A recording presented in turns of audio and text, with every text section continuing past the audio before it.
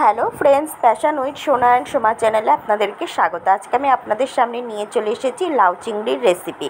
এইভাবে লাউ চিংড়ি তৈরি করলে গরম ভাতের সাথে খেতে কিন্তু দারুণ লাগে। এক থালা ভাত কিন্তু নিমিষেই এই লাউ চিংড়ি দিয়ে খাওয়া হয়ে যাবে, আর কিচ্ছু কিন্তু লাগবে না। আর লাউ চিংড়ি তৈরি করা খুবই সহজ, তাই ভাবলাম এই লাউ চিংড়ির রেসিপিটাই আজকে আপনাদের সাথে আমি শেয়ার করি। ভালো লাগলে চ্যানেলটি সাবস্ক্রাইব করার অনুরোধ রইল, আর পাশে থাকা বেল নোটিফিকেশনটা অবশ্যই অন করে রাখবেন।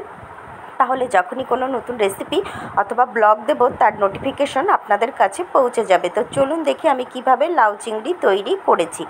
লাউ চিংড়ি তৈরি করতে আমাদের লাগবে চিংড়ি মাছ। এখানে 200 গ্রাম চিংড়ি মাছ আছে। চিংড়ি মাছের খোসা ছাড়িয়ে ভালো করে ধুয়ে নুন হলুদ মাখিয়ে আমি রেখে দিয়েছি।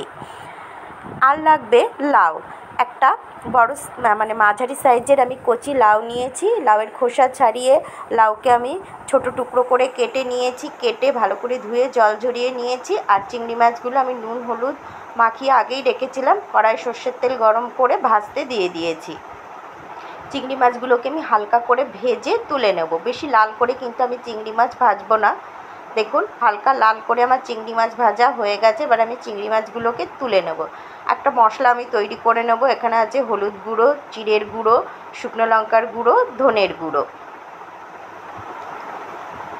এবার এতে আমি 1 টেবিল স্পুন আদা দিলাম, আর সামান্য জল দিয়ে একটা মশলা আমি তৈরি করে নেব।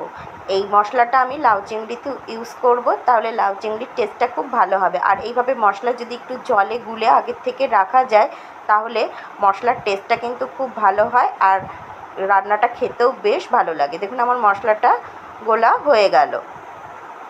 এবার চিংড়ি মাছ ভেজে নেওয়ার পরে কড়াই আমি আরেকটু তেল দিয়েছি। এতে আমি ফোড়ন দেব একটা শুকনো লঙ্কা, একটা তেজপাতা, আর দেব 1 টেবিল স্পুন গোটা জিরে। ফোড়ন থেকে যখন একটা মিষ্টি গন্ধ বেরিয়ে আসবে, তখন আমি গুলে রাখা মশলার পেস্টটা দিয়ে দিলাম।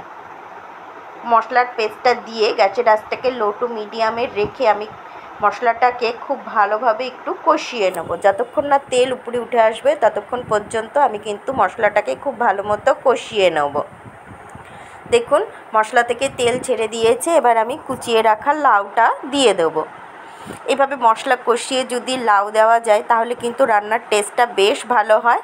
লাউ দিয়ে খুব ভালোভাবে আমি একটু নাড়াচাড়া করে নেব। আর লাউটা কিন্তু খুব কচি, সেদ্ধ হতে খুবই কম সময় লাগবে। আপনারা একটু কচি ধরনের লাউই কেনার চেষ্টা করবেন, তাহলে খেতে বেশ ভালো লাগবে। মশলার সাথে আমি লাউটাকে খুব ভালো মতো একটু কষিয়ে নিলাম। নিয়ে গ্যাসের আঁচটাকে লো টু মিডিয়ামে রেখে কড়াইটাকে ঢেকে রাখবো 10 মিনিটের মতো। 10 মিনিট বাদে আমি ঢাকনাটা সরিয়ে নিচ্ছি। দেখুন, লাউ থেকে কত জল বেরিয়ে এসেছে। কচি লাউ বলেই কিন্তু এত জল বেরিয়েছে। আর লাউটা সেদ্ধ হতে কিন্তু খুবই কম সময় লাগবে। এক্সট্রা করে আর জল দেবার প্রয়োজন হবে না, লাউয়ের জলেই কিন্তু লাউ সেদ্ধ হয়ে যাবে। এবার আমি দিয়ে দিলাম পরিমাণ মতো নুন। দিয়ে দিলাম, আর দিলাম ভেজে রাখা চিংড়ি মাছগুলো। দিয়ে খুব ভালোভাবে একটু মিশিয়ে দেব। দেখলেন তো কত তাড়াতাড়ি এই লাউ চিংড়িটা তৈরি করা যায়, আর খেতে কিন্তু দারুণ লাগে। সব কিছুকে খুব ভালো মতো মিশিয়ে আমি আবার কড়াইটাকে ঢেকে রাখবো মিনিট 10 মতো। 10 মিনিট বাদে আমি ঢাকনাটা সরিয়ে নিচ্ছি। আমার লাউ চিংড়ি কিন্তু খুব সুন্দরভাবে তৈরি হয়ে গেছে। দেখুন, জল অনেকটা শুকিয়েই গেছে। খুব সুন্দর কিন্তু একটা ফ্লেভার বেরিয়েছে। যখন বাড়িতে তৈরি করবেন তখন নিজেরাই বুঝতে পারবেন। এবার আমি একটা পাকা লঙ্কা আর একটা কাঁচা লঙ্কা দিলাম। এতে দারুণ সুন্দর একটা ফ্লেভার হবে। আর একটু সামান্য চিনি দেব। লাউয়ের তরকারি একটু চিনি দিলে টেস্টটা খুব ভালো হয়। চিনিটাকেও খুব ভালো মতো আমি একটু মিশিয়ে দিলাম। দিয়ে কড়াইটাকে আবার ঢেকে রাখবো মিনিট 5 মতো। মিনিট 5 বাদে ঢাকনাটা সরিয়ে নিচ্ছি। আমার কিন্তু লাউ চিংড়ি একদম তৈরি হয়ে গেছে।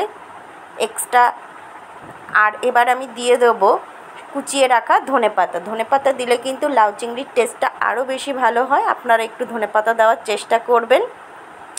ধনেপাতাটাকেও আমি খুব ভালোভাবে লাউ চিংড়ির সাথে মিশিয়ে দিলাম। এইভাবে লাউ চিংড়ি তৈরি করলে গরম গরম ভাতের সাথে খেতে কিন্তু দারুণ লাগে। এবার আমি কড়াইটা ঢেকে গ্যাসটা বন্ধ করে দেবো। তারপর কিছুক্ষণ স্ট্যান্ডিং টাইমে রাখার পরেই লাউ চিংড়ি সার্ভ করে দেবো। দেখুন আমি লাউ চিংড়ি সার্ভ করে দিয়েছি, দেখেই কতটা লোভনীয় হয়েছে আপনারা বুঝতে পারছেন।